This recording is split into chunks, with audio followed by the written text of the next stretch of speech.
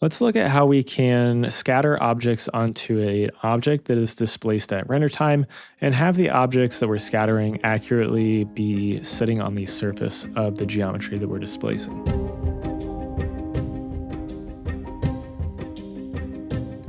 So this is a question that was asked on Reddit recently, and I answered with this little tip. I figured it'd be something that it would be useful to show. So what we have here is just a scene. All we've got is a grid with some spheres being scattered onto it, and we've got a material here that's going to be displacing this. So let's go ahead and launch our render.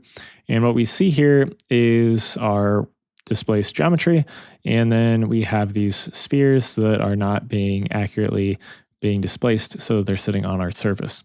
So let's go ahead and fix that. Let's go ahead and jump into our SOP create here.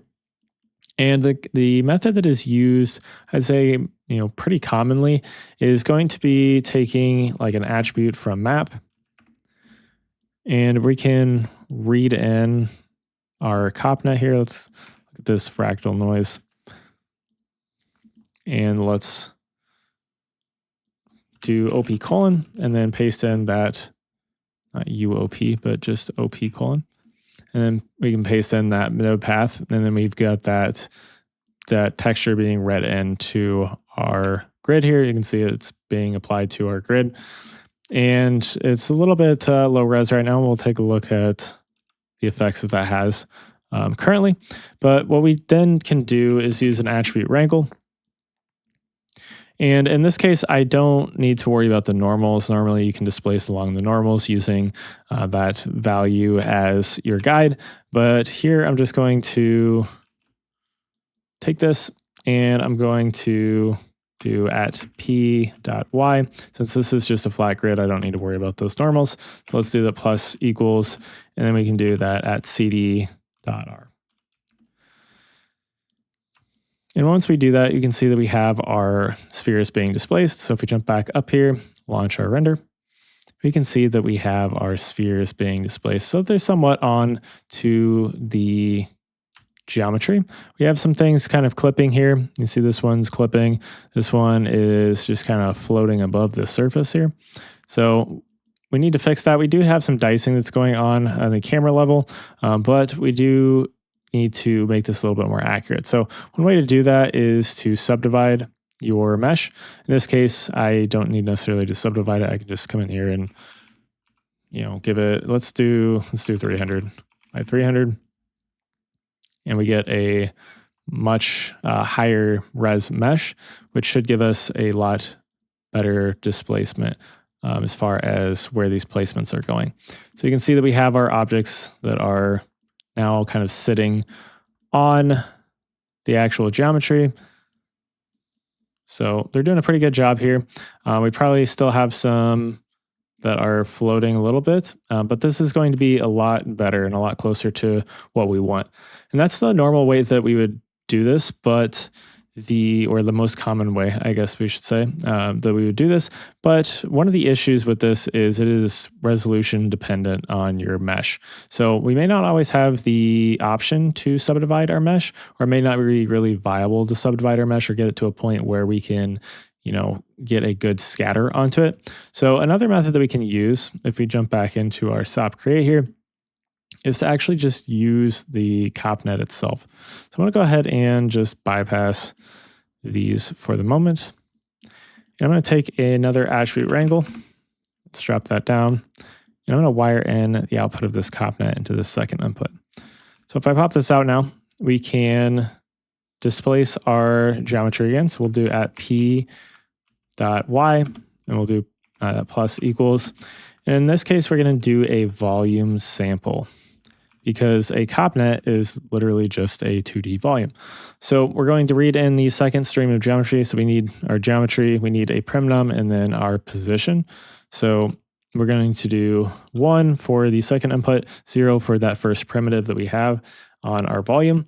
And then we need to give it the position. Now, we don't want the actual position of our objects because they are going to not be aligning anywhere close to what we would expect for our UVs.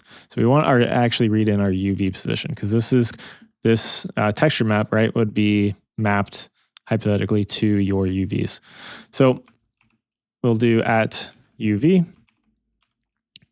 and I can go ahead and accept that. And you can see that we have our objects now being displaced along our UVs. So if I go ahead and wire this back in, look at this. You see that we have this little issue here. So the reason that this is being displaced incorrectly is because our UVs go from 0 to 1, while our CopNet, if we look at this, goes from -1 to 1. So we need to take this, let's come back in here. We need to take this UV position and let's do a fit 01. And let's fit this from -1 to 1. So from 0 to 1 to -1 to 1.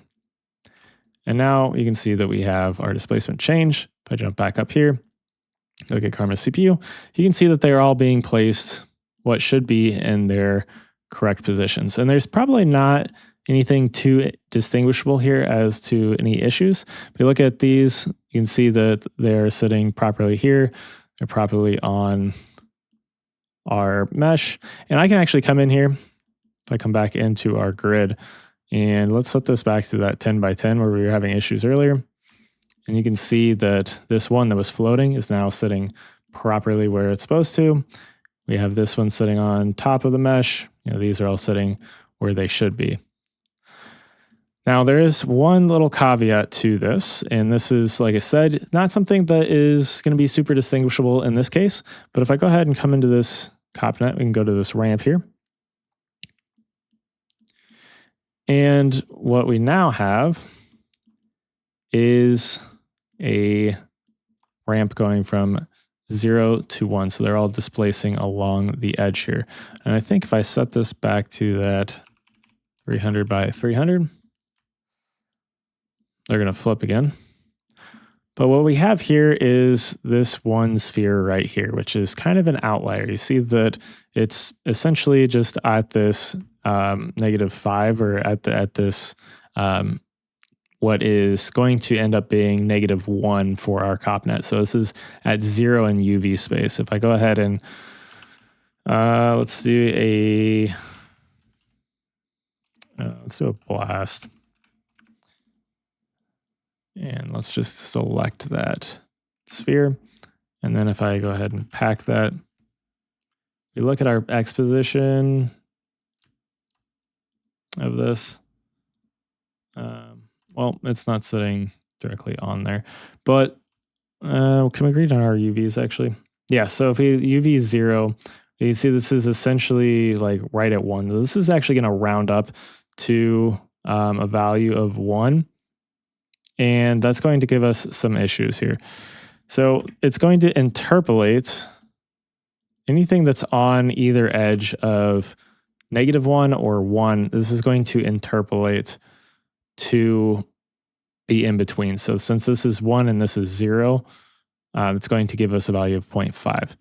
So the way that we can get around that is if we come in here, instead of fitting from -1 to 1, if we just ever so slightly shrink our range here to -0.999 to 0.999. If you go any further than this, it's going to, again, round. What we see is that sphere drops back down. So what we had, see it's up there, to that 0.999 to 0.999, it's going to drop back down. And if we come back to this one, we really shouldn't see any issue in this one, but like I said, you might see a little bit difference. Let's actually, we can take a look at that, see just how minuscule the difference is. If we just do a switch here, and wire this in, and let's set this one to -1 to 1.